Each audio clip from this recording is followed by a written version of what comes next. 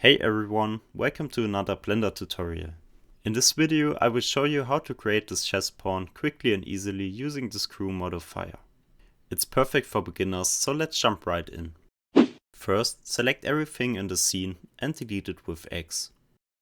Switch to front view with numpad 1, then press Shift A, Image, Reference to add your reference image. You can download the one I use from the video description or simply use your own. Move the image upward using G and Z. Then press Shift A again and add a cube. Go into edit mode with Tab, select everything with A and press M, merge at center. This leaves us with a single vertex which we will use to trace the pawn's profile.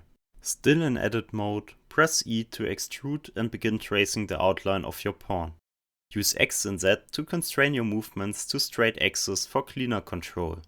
You don't need to match the reference perfectly, just keep your points simple and avoid adding too many vertices.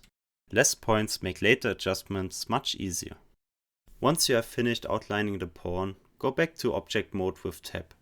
Select the reference image and move it backwards slightly using G and Y so it doesn't overlap the mesh. Now open the modifier tab on the right and add a Screw Modifier. As you can see, the modifier automatically revolves the outline and creates the pawn shape. If you notice a hole at the top, enable the merge option inside the Screw Modifier. Then move your top vertex slightly closer to the center using G. This helps the modifier merge the vertices cleanly and close the hole.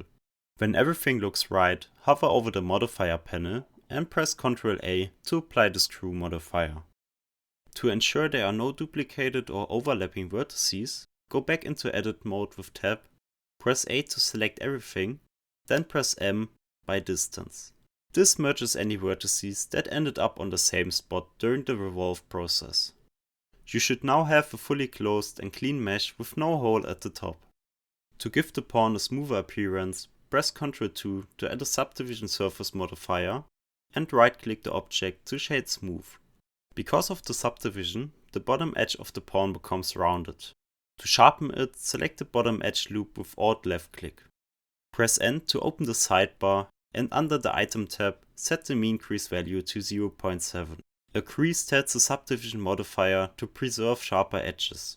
Higher values keep the shape tighter and less rounded. Now select the other main edges that should stay sharper.